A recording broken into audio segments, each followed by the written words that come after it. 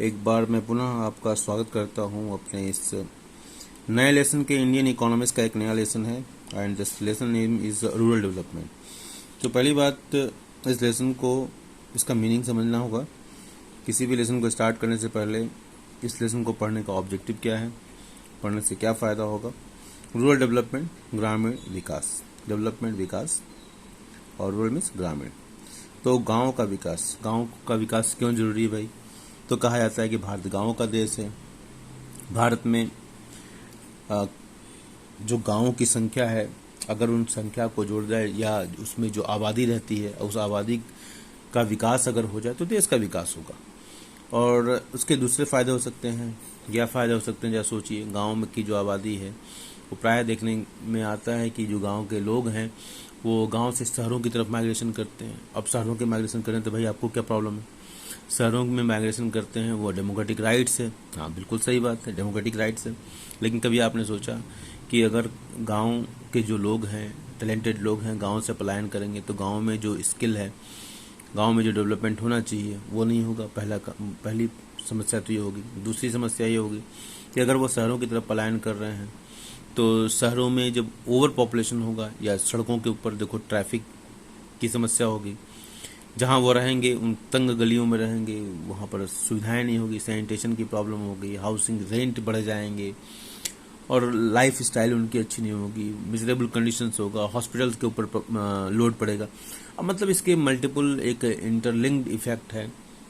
तो उसको भी हम इससे जोड़ सकते हैं। तो रूरल डेवलपमेंट में अगर आप इस लेसन की अच्छी समझ रखते हैं तो कल की डेट में अगर आप प्लानर बनते हैं, कल की डेट में आप कोई सरकार के अंदर या प्राइवेट सेक्टर कहीं भी पोर्टफोलियो दिया जाता है या बैंकिंग सेक्टर में आप जॉब करते हैं, तो उसमें गांव की अगर आपको समझ है, गांव के लोग किस तरह के होते हैं, उनकी आर्थिक हालात कैसे हैं, उनकी स्थिति कैसी है, तो इसकी समझ आपको हर सेक्टर में, जिस भी क्षेत्र में आप जॉब करें वहाँ आपको ये हेल्प करने वाला है।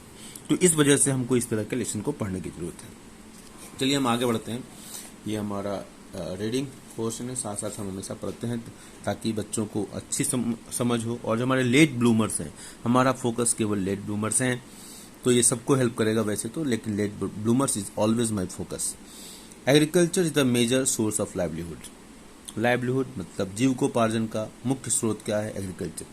और आज भी आज़ादी के समय लगभग 75% प्लस जो लोग थे वो एग्रीकल्चर पर डिपेंड थे। तो आज भी हमारे आबादी का बहुत बड़ा हिस्सा 60+% जो है हमारा गांव में रहता है। तो एग्रीकल्चर क्या है? जो मेन सोर्स ऑफ ऑक्यूपेशन है, लाइवलीहुड, जीविकोपार्जन का मुख्य साधन क्या है? एग्रीकल्चर है। इन द रूरल सेक्टर, ग्रामीण क्षेत्र में एग्रीकल्चर ही मुख्य साधन। महात्मा गांधी को डाला गया है, ऐसे नाम इसलिए डाले जाते हैं कि अपने आंसर्स को वेल एस्टेब्लिश किया जा सके, उसके आकर्षण को बढ़ाया जा सके, एक वेट मिल जाए।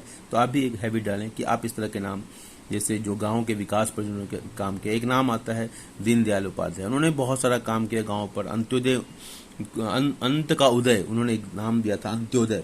तो उसके बाद सरकार, गवर्नमेंट ऑफ इंडिया ने भी स्कीम चलाई, अंत्योदय अन्न योजना। तो इस तरह करके तो ये नाम इसलिए दिए जरूरी है जानना कि इन नामों का क्या विजन था, ठीक है, जिससे कि आप जब आंसर लिखें तो इसको आपको फायदा हो।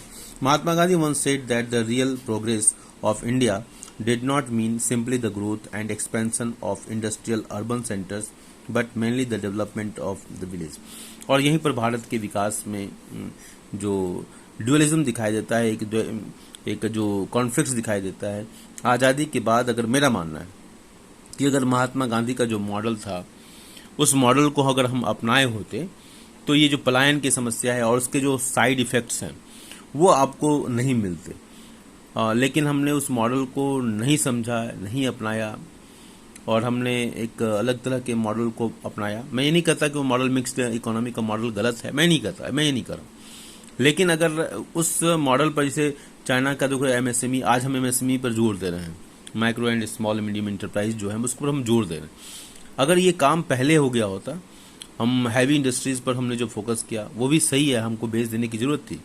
लेकिन अगर हर हाथ में रोजगार होता, जैसा कि चाइना के डेवलपमेंटल मॉडल में हमको दिखाई देता है, तो पहली बात तो जो गरीबी, जो लोगों के बीच में जो एक ऊंच और नीच के बीच का जो डिफरेंस है, फाइनेंशियल डिफरेंस की हम बात कर रहे हैं, तो वो गल्फ नहीं बनता, माइग्रेशन नहीं होते, हर आदमी एक्सपर्ट होता, हर आदमी स्किल्ड होता। और आज भी देखिए जो लोग स्किल्ड हैं वो अपना सर्वाइवल बड़ी अच्छी तरीके से कर पा रहे हैं। और हमारे यहाँ एंशियंट इंडिया में जो सोसाइटी थी वो स्किल्ड बेस्ड सोसाइटी थी। जिस हम गिल्ड सोसाइटी की बात करते हैं, जो हम कास्टिज्म की बात करते हैं, वो कास्टिज्म एक्चुअली वो वास्तव में देखा जाए तो मैं सपोर्ट नहीं कर रहा हूँ कास्टिज्म का, इस misunderstood, we should not misunderstood it. मैं ये कह रहा हूँ कि वो स्किल था, लेकिन वो ग्रेजुअली वो मतलब जातिगत हो गया, मतलब बर्थ बाय बर्थ हो गया तो गलत रूप धारण कर गया, तो वो एक अलग विषय बन जाता है। लेकिन वो बेसिकली क्या सोसाइटी थी, वो स्किल बेस्ड सोसाइटी थी। लेकिन अब उसमें जो जिस ग्रुप में बॉर्न हुए उनको उसी पर लेवल लगा गया, फिर अनटचेबिलिटी, तमाम तरह की, अब हमारा विषय नहीं फिलहाल। तो इसमें ये देखने की जरूरत है कि जब हम गाँव का विकास करें, इंडस्ट्री का विकास करने से ही वास्तव में विकास नहीं होगा। वास्तविक विकास क्या होगा, जो डेवलपमेंट ऑफ विलेज करें। This idea of village development being at the centre of the overall development of the nation is relevant even today. और ये आज भी उतना ही सही प्रतीत होता है। व्हाई इज दिस सो, ऐसा क्यों है? Why should we attach such significance to rural development, और इतना महत्व क्यों दे रहे हैं? When we see around us fast growing cities with large industries and modern information technology hubs, हम आसपास देखते हैं कि इंफॉर्मेशन टेक्नोलॉजी के बहुत बड़े सेंटर्स ओपन हो चुके हैं या बड़े इंडस्ट्रीज डेवलप हो रही हैं, तो इतना फोकस देने की क्या जरूरत है भाई? It is because more than 2/3 of India's population depends on agriculture. 2/3 से ज्यादा आबादी जो है भारत की एग्रीकल्चर पर डिपेंड है। कैसे डिपेंड है? एग्रो बेस्ड इंडस्ट्रीज को ले लो, है ना, डायरेक्टली इनडायरेक्टली दोनों तरीके से डिपेंड है। 1/3 of the rural India still lives in poverty, और इसका 1/3 1/3 अभी भी गरीबी की स्थिति में रहता है। आप सोच लीजिए, इस गरीब स्थिति को नहीं बदलेंगे तो यही गरीब बाद में जाके देश के लिए कई तरह की समस्याएं खड़ी हो सकती हैं।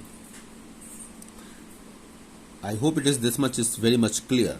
Okay, that is the reason why we have to see a developed rural India if our nation has to realize real progress। अगर वास्तविक विकास करना है तो हमको रूरल इंडिया पर फोकस करना पड़ेगा। Although the share of agriculture sector contribution to GDP was on decline, यद्यपि कि जो शेयर है एग्रीकल्चर का वो घटता जा रहा है, लेकिन इसके बाद भी हमको उस पर जोर देना होगा। हम क्या कर सकते हैं, हम किस तरह की अपॉर्चुनिटीज को वहां जनरेट कर सकते हैं।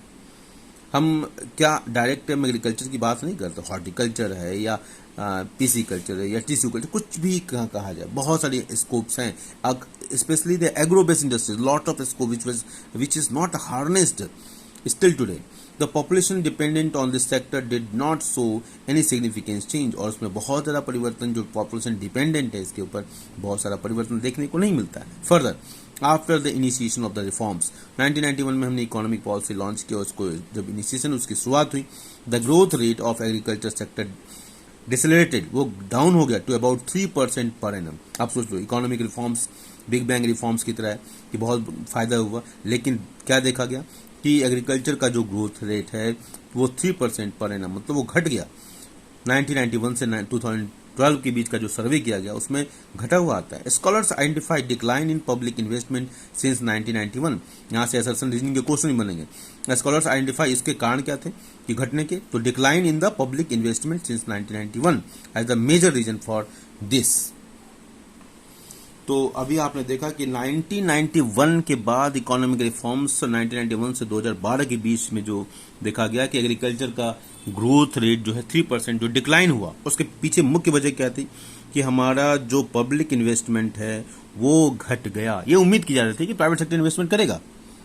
तो चलिए हम आगे बढ़ते हैं और हम एक नए टॉपिक को लेते हैं, that is a need for rural development, कि इसकी आवश्यकता क्यों है।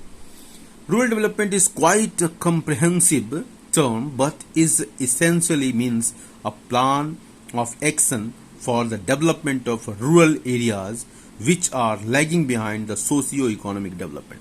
Socio सामाजिक, इकोनॉमिक आर्थिक। सामाजिक और आर्थिक रूप से जो एरिया हमारा गांव का जो एरिया पिछड़ गया है, उसको हम किस तरीके से, कौन सा प्लान लेकर आए, कैसे हम प्लान करें, कौन सी स्ट्रेटजी अपनाएं जिससे वो विकास के रास्ते पर अग्रसर हो।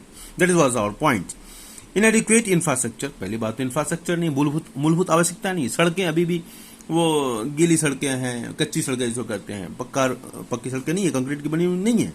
तो inadequate infrastructure, lack of alternate employment opportunities, alternate employment opportunities नहीं है, वैकल्पिक रोजगार के साधन नहीं है इन द इंडस्ट्रीज और service sector, increasing casualisation of employment etcetera. ये सब सारे कारण जो हैं वो बताए जा रहे हैं कि वो होना चाहिए, जो नहीं है, इस वजह से पिछड़ापन है, इम्पीड रूरल डेवलपमेंट, और इसी की वजह से ये बहुत बड़ा अड़चन है ग्रामीण विकास में। The impact of this phenomenon can be seen from the growing distress witnessed among farmers across different parts of India. और यही कारण है कि इस तरह की जो इंफ्रास्ट्रक्चर का नहीं होना और जिसकी वजह से अल्टरनेट एम्प्लॉयमेंट नहीं है, casualisation of labour force employ हो रहा है, कैजुअलाइजेशन हो रहा है, ठीक है, लॉन्ग मतलब लंबी अवधि तक रोजगार का नहीं मिलना, हर रोजगार को हायर एंड फायर की जो नीति अपनाई जा रही, तो इसकी वजह से डिस्ट्रेस देखने को मिल रहा है। और ये हर सेक्टर में, हर रीजन में कहीं न कहीं कभी कभी हम सुनते हैं किसानों ने ये कर लिया, वो कर लिया, मतलब ये कर लिया, वो कर लिया, मतलब सुसाइड वगैरह के केसेस आते हैं।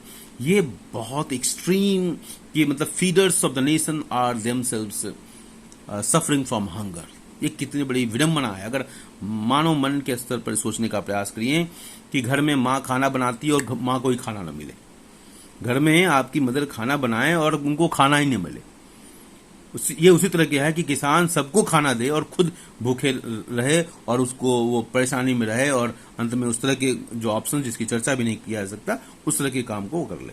तो एक बहुत बड़ा विडंबना है देश के लिए। वो सोचने की स्थिति है कि हमारा विकास कहाँ है। एक तरफ हम मंगल पर भेज रहे हैं मिशन और एक दूसरी तरफ इस तरह की स्थिति है। इस पर मैंने एक पोएट्री भी लिखी थी, ठीक है। The impact of this phenomena can be seen from the growing distress witnessed among the farmers across different parts of India. During 2007 to 12, the growth rate of agriculture output was only 3.2%. ये figure आपके लिए important है examination के point of view से, answer लिखने के point of view से। During 2007 to 12, the growth rate of agriculture output was only 3.2%. I hope this discussion is quite fruitful for you. फिर मिलते हैं अगले लेसन में, तब तक के लिए बाय बाय।